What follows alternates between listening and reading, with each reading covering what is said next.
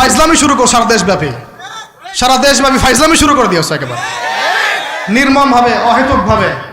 এই যে অসহায় মানুষগুলোকে, ছাত্র পড়তে গিয়েছে, বাবা মার স্বপ্ন লালন করা ছাত্র, ছেলেটা ইঞ্জিনিয়ার হবে, ছেলেটা মেডিকেল সায়েন্সের পরে বড় একজন ডক্টর হবে, পিটায় মেরে ফেলে দিল তাকে। এত বড় সাহস! আর আমরা কিছুই বলতে পারলাম না, কিছু করলাম না। কি একটা অবস্থা চলছে! এগুলো যখন চলতে থাকবে একটা কওমের মধ্যে, আপনার মনে হয় যে আল্লাহর পক্ষ থেকে রহমত নেমে আসবে? লা ইলাহা ইল্লাল্লাহ বলা একজন মানুষ যদি বেঁচে থাকে, ওই একজন মানুষের সম্মানে আল্লাহ পাক কিয়ামত দিবে না ইনশাআল্লাহ। সে একজন মানুষকে এভাবে নির্মমভাবে পিটিয়ে মেরে ফেলো তোমরা। এখন মানুষকে পেটানো শুরু করেছো। নবী সাল্লাল্লাহু আলাইহি ওয়াসাল্লাম শেষ জামানার হাদিস সম্পর্কে বলেছিলেন যে আমি এক শ্রেণীর মানুষকে দেখি নাই যারা আসবে মানুষকে নির্মমভাবে মারবে। নবীজি বলেছিলেন শেষ জামানায় দুই শ্রেণীর মানুষ আসবে, আমি এদেরকে দেখি নাই।